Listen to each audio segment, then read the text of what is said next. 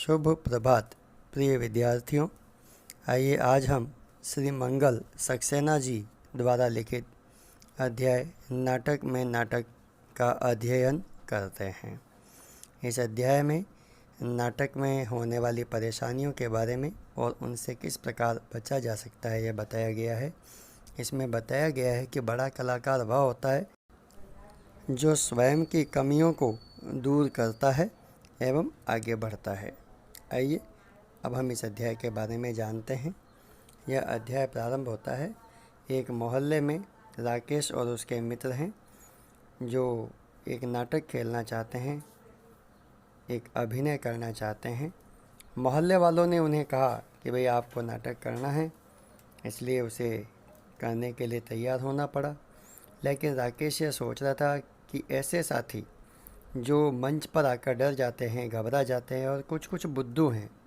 बुद्धू क्यों कहा गया है? क्योंकि वे लोग मंच पर जाने के बाद ये भूल जाते हैं कि वे नाटक कर रहे हैं, बल्कि किसी भी बात को लेकर के आपस में ही झगड़ा करने लग जाते हैं, इसलिए उनको बुद्धू कहा गया। उसके साथी मोहन, सोहन और श्याम ऐसे ही थे। राकेश खुद नाटक नहीं कर पा रहा था क्योंकि फुटबॉल खेलते समय जब वो अचानक गिर गया तो उसके हाथ में चोट लग गई थी। मोहल्ले की इज्जत के लिए नाटक खेलना ज़रूरी था। मोहल्ले के बच्चों ने इसके लिए वहाँ एक सार्वजनिक यानी सभी के लिए खुला हुआ एक मैदान था, वहाँ उन्होंने दूब यानी कि घास लगाई और फूल पौधे लगाए। वहाँ एक छोटा सा मंच भी बना हुआ था जिसको उन्होंने सजा दिया था। केवल एक सप्ताह का समय था, 7 दिन निकल गए। नाटक तो मोहन, सोहन और श्याम अच्छा करने लगे, लेकिन वे मूर्खतापूर्ण बातों पर लड़ने झगड़ने लग जाते थे। राकेश ने जब उनका अभ्यास करवाया था, पूर्वाभ्यास मतलब नाटक से पहले जो अभ्यास होता है जिसको हम रिहर्सल या प्री प्रैक्टिस कहते हैं, निर्देशन यानी आदेश देना, निर्देश देना, समझाना, उसने इस प्रकार से किया था कि सब कुछ समझ में आ गया था। फिर अभी आपने देखा कि एक चित्र में मोहन के हाथ में पट्टी थी, जो बताया था कि फुटबॉल खेलते समय वह गिर गया था, उसके हाथ पर चोट आने के कारण वह नाटक नहीं कर पा रहा था। नाटक का दिन आ गया, सभी लोग नाटक के लिए तैयार होकर मंच पर पहुंच गए। नाटक अच्छा चल रहा था। मोहन बना था चित्रकार, सोहन बना था शायर। नाटक में दोनों दोस्त होते हैं, उनसे मिलने के लिए श्याम वहाँ आता है। वहाँ पर चित्रकार मोहन और सोहन शायर दोनों बहस कर रहे थे कि मेरी कला महान, मेरी कला महान। श्याम इनको सुलझाने की बजाय खुद भी उनके विवाद में उलझ जाता है। यहाँ तक सब कुछ ठीक चल रहा था। पर्दे की आड़ में पीछे देखिए, एक हाथ में कागज़ लेकर के राकेश खड़ा है। वह हर संवाद का पहला शब्द बोल रहा था ताकि कलाकारों को संवाद याद आ जाए। लेकिन अचानक श्याम घबरा गया और सहसा यानी अचानक ही चुप हो गया। जैसे ही वो चुप हुआ, चित्रकार और शायर महोदय भी चुप हो गए। अब होना तो ये चाहिए था कि दोनों में से कोई भी अपने ही मन से वाक्य बनाकर बात आगे बढ़ा देते, क्योंकि नाटक तो वो लोग खेल रहे हैं।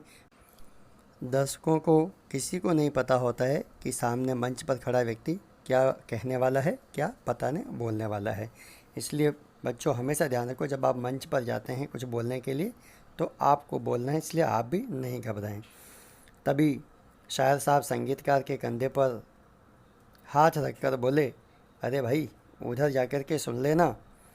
और संगीतकार महोदय भी इतने घबरा गए कि बिना कुछ सोचे समझे पर्दे की तरफ जहाँ राकेश खड़ा था उस और खिसक आए। यह देख कर के दर्शक हंसने लगे।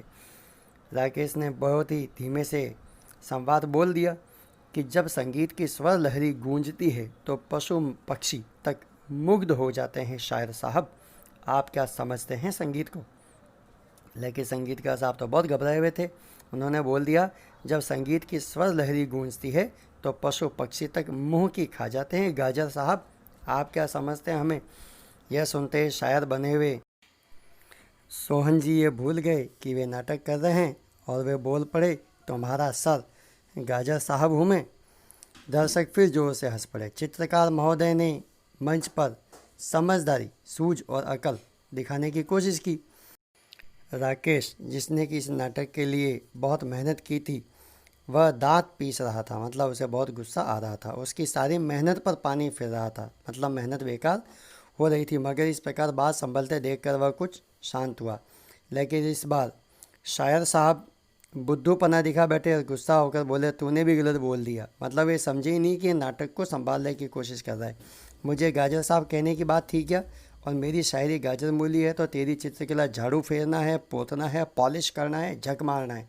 इसका मतलब जो राकेश के मन में डर था कि मेरे तीनों ही दोस्त नाटक करते समय ये भूल जाते हैं कि वो नाटक कर रहे हैं और बात को संभालना और कहना है, वास्तव में वैसा ही हो गया। नाटक में वो नाटक करना तो भूल गए और अपनी आपस की बातों पर लड़ने झगड़ने लग गए। यह देखकर राकेश घबराने लगा। उसे गुस्सा भी आ रहा था और उसे रोना भी आ रहा था, क्योंकि उसकी सारी इज्जत मिट्टी में मिल गई थी। लेकिन वह कर भी क्या सकता था? वह दोनों हथेलियों को मसल रहा था, कोई तरकीब सोच रहा था। इधर मंच पर जोरों से तू मैं हो रही थी। चित्रकार महोदय बोल रहे थे, अरे चमगादड़, तुझे यह खाक शायरी करना आता है? ज़बरदस्ती तुझे यह पाठ दे दिया, तूने सारा गड़बड़ कर दिया। तो दूसरा कहता है, मुझे चमगादड़ कहता है? अरे कर्म कर ले, तुझे यह चित्रकार बना दिया तो अपने आप को चित्रकार समझता है? कभी टूथ ब्रश के अलावा कोई ब्रश उठाए?